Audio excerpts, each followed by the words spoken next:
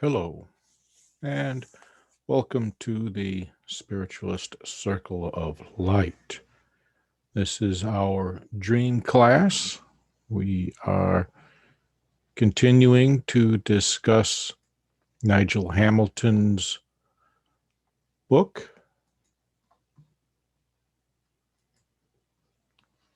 which is Awakening Through Dreams, the Journey Through the Inner Landscape. And the chapter we're going to be looking at is entitled The Landscape of Beginning. Now, keep in mind that our last conversation was about the alchemical process of inner discovery, which had different stages, such as the black stage, which is the stage of mystery, the white stage, which is how our purpose is revealed, our path, I should say, is revealed, the truth body stage, where we discover the divine conscious within us or the soul within us, and then the descent of consciousness, which is where we take what we've learned and we apply it.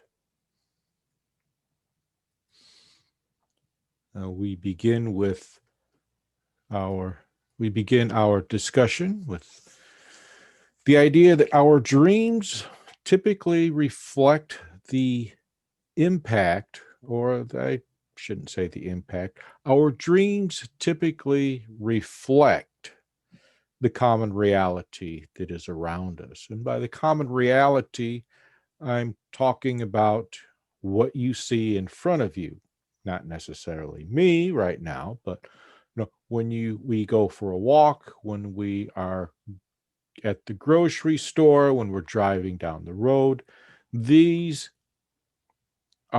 is the common reality. This is where we all agree on the same thing, which is probably about the only thing we can manage. For instance, this we all agree is a sphere or a ball. And we all agree that it is a red ball, not a blue one or a purple one, but a red ball. And this is what is the common reality. So the events that take place during this common reality are what populate our dreams. And as an example, the social unrest that has been taking place, particularly prior to this. Well, we can look at this. This particular recording happens to be post-election. So we have the unrest, the expectations, the anxiety of the declaration of who will be the president, whether it is the incumbent or the runner-up. So these can affect our dreams.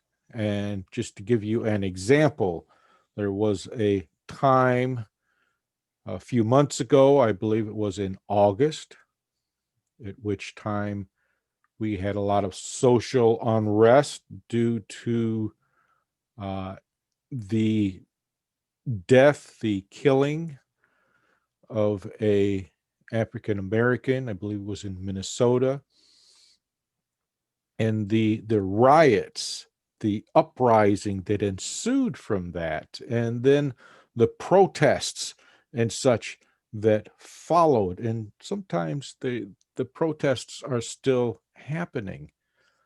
But with this, all of this affects our dreams. And in my case, I experienced a dream, and I don't recall the images and everything, but I do recall hearing a word, and the word was Galatians. So when I got up, I looked up Galatians in the New Testament. It's one of Paul's letters, and he talks about false news, teaching one thing and doing another, false teachings, hypocritical acts. This is what Galatians was all about. So it was tied in with the common reality, with the events that were taking place at the time. So all of this forms our worldly self, what we call our worldly self. This is my worldly self. What occupies my mind during the day makes up my worldly self. In my case, it is comprised of the financial markets, whether the stocks are up or down. I do a little investing on my own. The weather, what the weather's going to be, so I can plan accordingly. The basement, where I'm working on a project there, building an office, groceries, bills. These are the things that occupy my mind during the day. And this is what makes up my worldly self. And I'm sure you've got your own daily events that comprise your worldly self. But typically, we're not aware of these thoughts. I'm not aware of them, except on those points. If I'm working downstairs, and I do all of that in the morning, it's my routine. I do the work in the basement. I do my physical labor in the morning, and I have to think about coming upstairs, 2 flights of stairs, because where I'm recording this now is in the upstairs of the house. And so I have to consciously make an effort to go from the basement up to the second floor to check the stocks to see where they're at.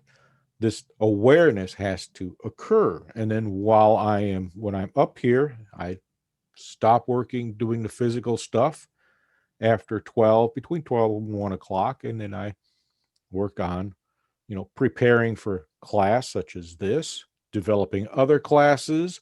I also speak at 2 chapels on Sunday, over the weekend, Spiritualist Circle of Light, Saturday evenings, and then the First Spiritual Church of Prayer on Sunday mornings. So I've got a lot going on here.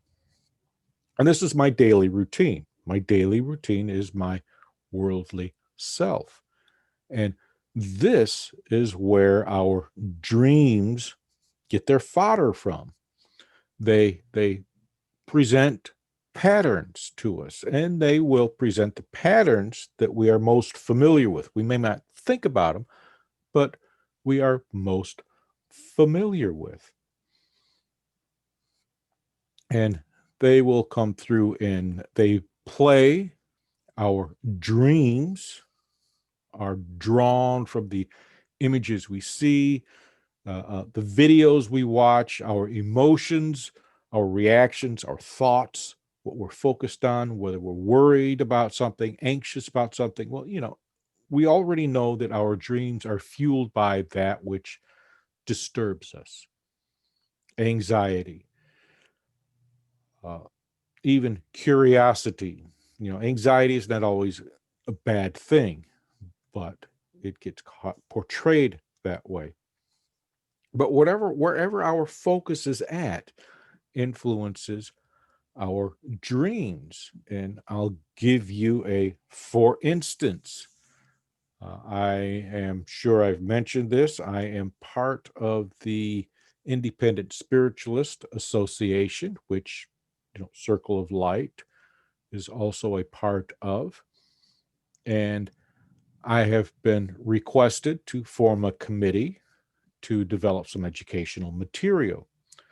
So I just wrapped up working on the association's bylaws, and now I'm being given a new job to do, and that's was the dream. In the dream, I'm at my old place of work, or a version of it.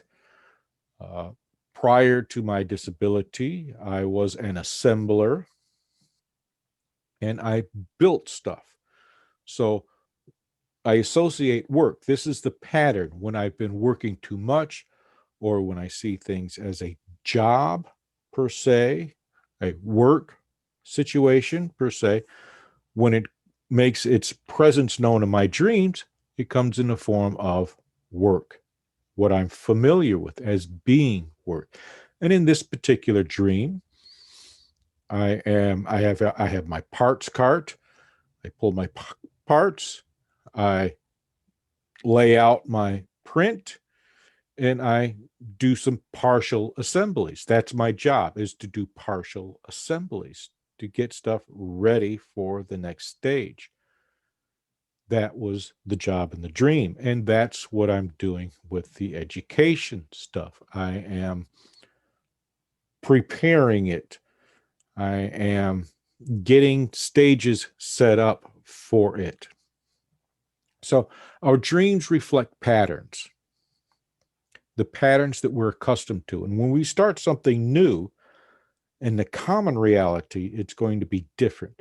But in the inner reality, remember, inner reality, we have that continuous dialogue that goes on with us, within us. They can be the inner critic and the inner coach.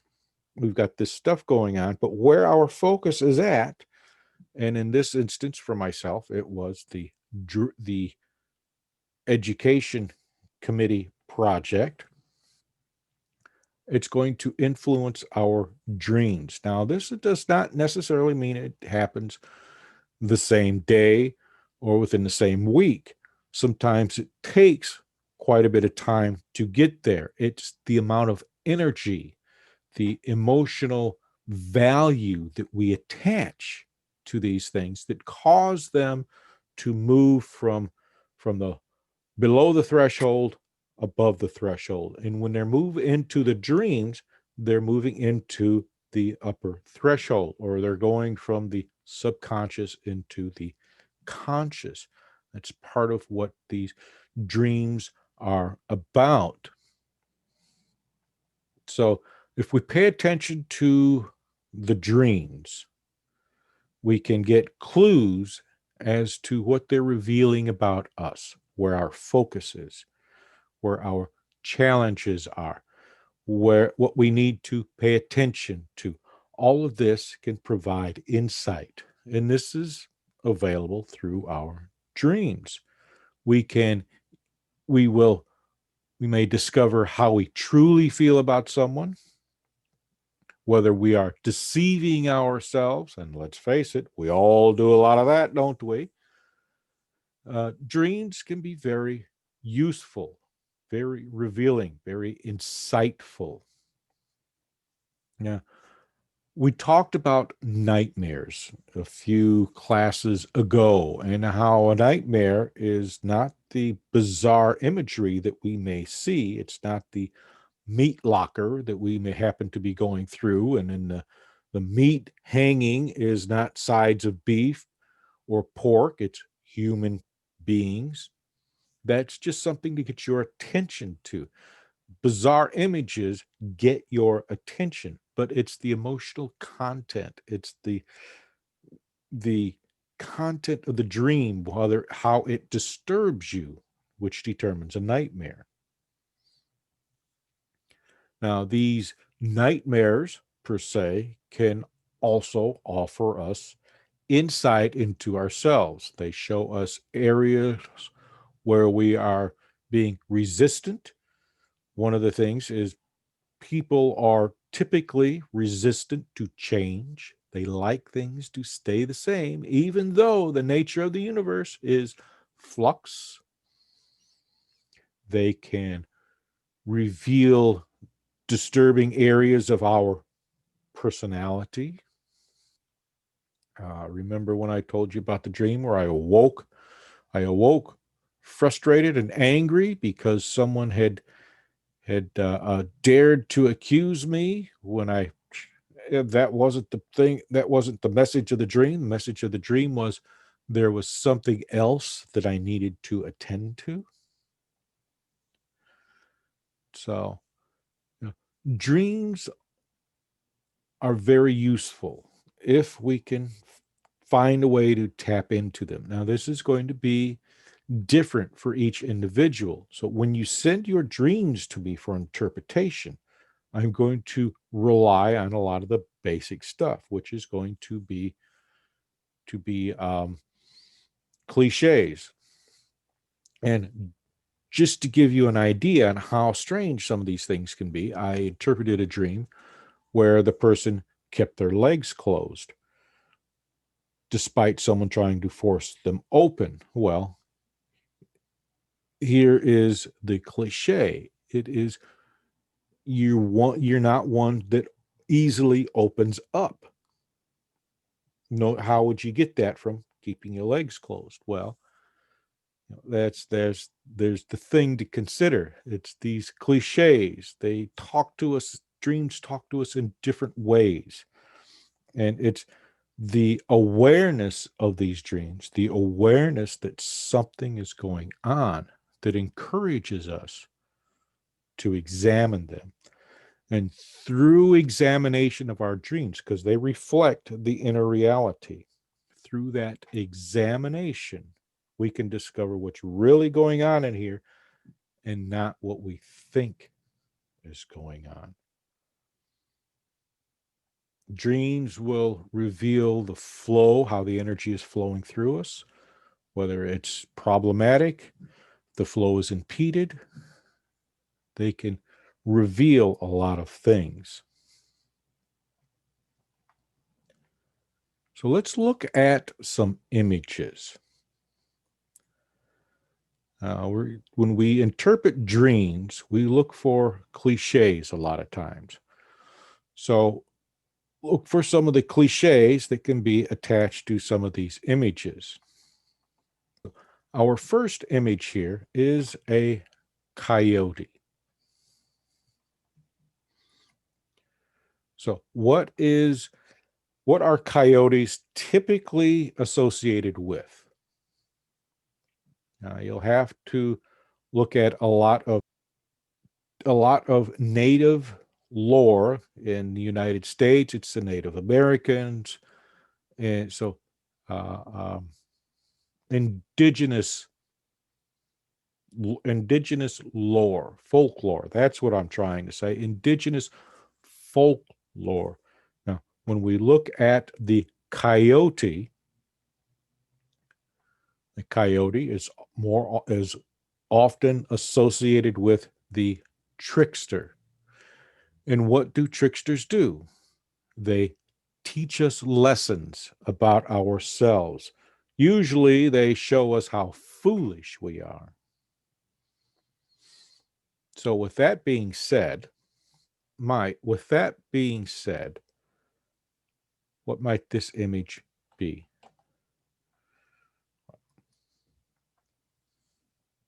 So we have a coyote within a cage. What might that suggest? Now, coyotes are typically associated with being the trickster. So, if I'm dreaming about a coyote in a cage, what is this telling me about myself? Well, typically, people who have been jilted by lovers or jilted by assumed love, they tend to fence themselves in. They put a wall around them. So, what is it about a wall? A wall keeps things out. The cage keeps things out, but it also keeps things in, just like a wall. If we put a wall around us, we have essentially caged ourselves in. So, and You see, what else could that be? It could also talk about us being short-sighted, but I don't think so.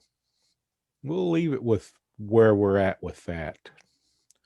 So let's look at our next image. Okay, here we have a crow. Now, crows are also associated with being tricksters. I don't recall which lore, but some of this is from Native American folklore that I'm familiar with, and the crows in some of them is also considered a trickster, and tricksters teach us things about ourselves. Usually they show the folly within ourselves, or how we are well, just how we've got things figured out wrong. So let's look at a different image here. So here we have a crow, and they are, well, they're scavenging. They're picking up remnants of someone's lunch.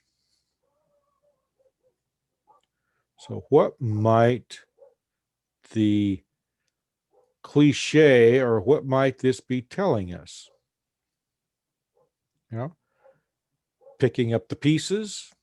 Well, that brings to mind a song by the Average White Band, Pick Up the Pieces.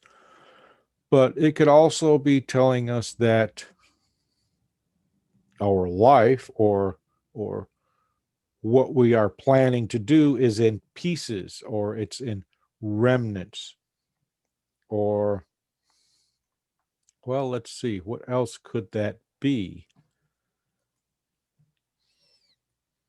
We've got the crow here, orange, food for thought. What we're thinking about is stale, is used up. So that's if you associate, food with food for thought. Trashy thoughts. Nah, that's I'm not comfortable with that. But you get the idea. It can't be just, it's not always just one cliche. There are several cliches that are involved with that. So I may pick up one cliche, someone else may pick up another one. The fruit of your work has gone bad. See, fruit of your work is a cliche. So let's look at another image here and see what we've got. All right, we have a dachshund here. This should be an easy one.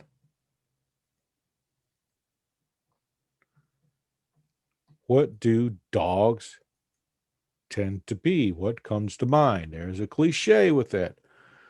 Dogs are, typically it's going to be a man's best friend, but a dog is a person's best friend. That's what they're tied with. That's the cliche. So companionship, best friend.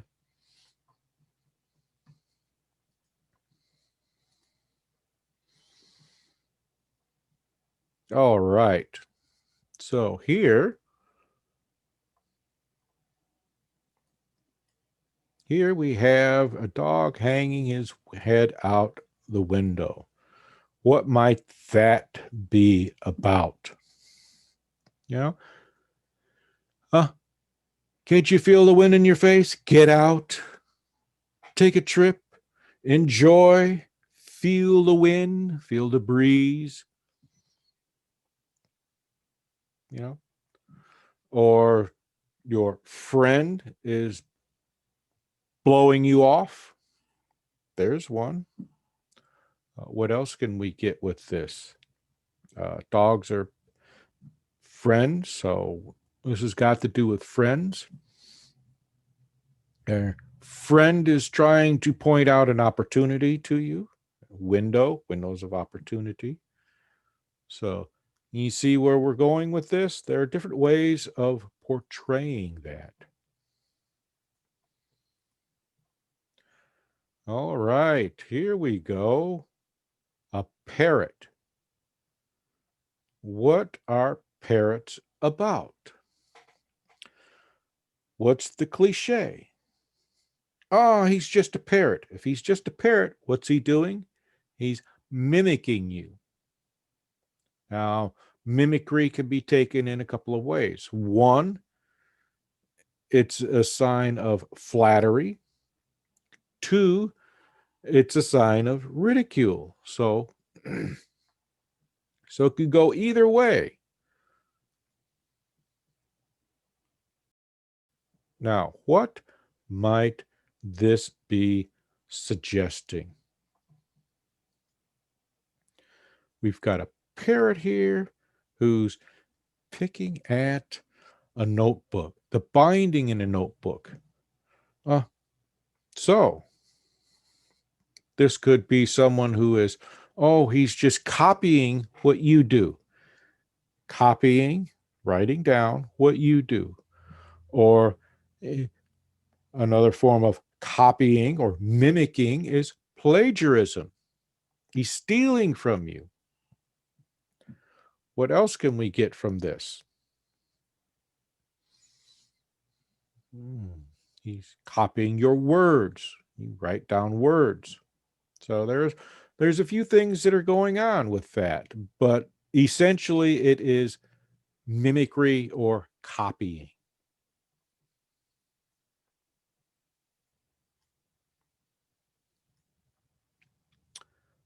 We have a wolf.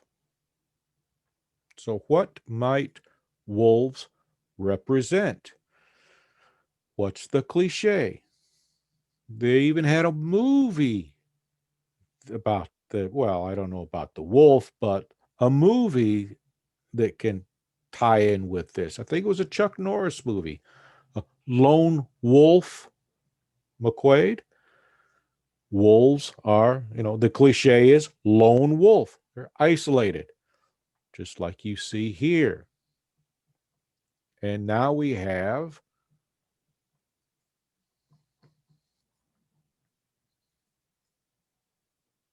a wolf with a child. What might this suggest? Well, think about it. Child and a wolf. Why would you get this kind of combination here? Well, maybe your childish acts are not appreciated. You are alone in your childish acts. Or acting like a child is isolating you. See what's going on there? So, and now we have, well, I guess we don't have anything else. My mistake. But you see how this works. Dreams, they reveal aspects about ourselves. And if we are able to find a way to interpret them, and they're individualized, my dream is not going to be like your dream. The messages in my dream will not necessarily be portrayed the same within your dream.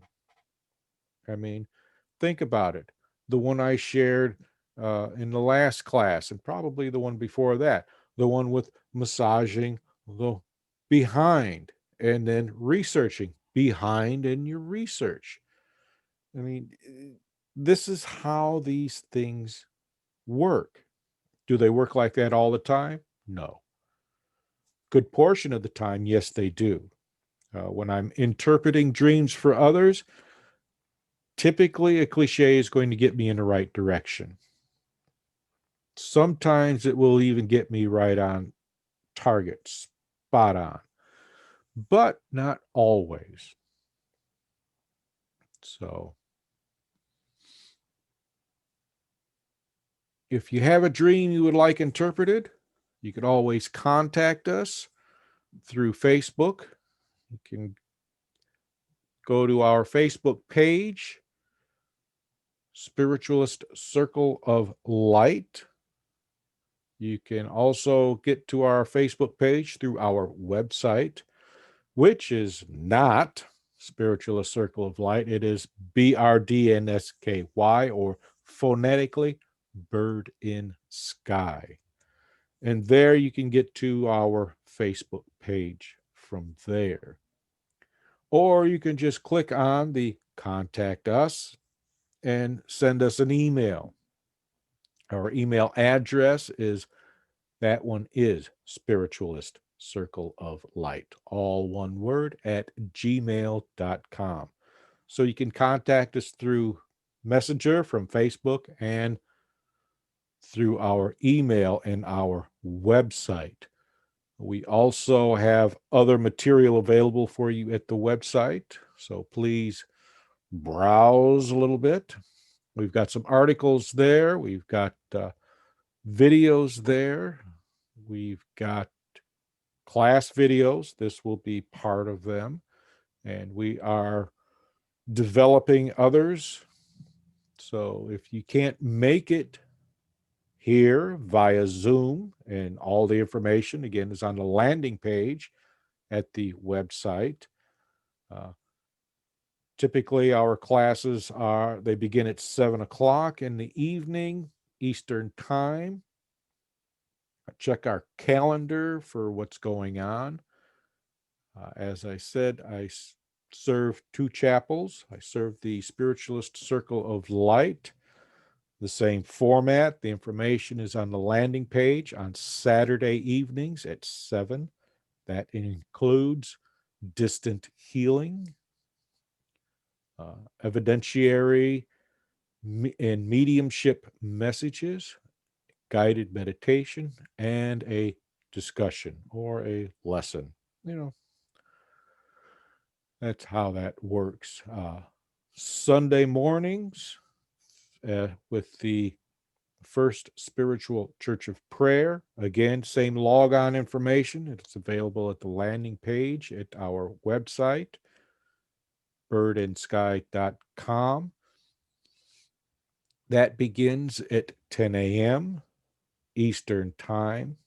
And we have the same offerings. We have distant healing, meditation, mediumship messages, and a lesson.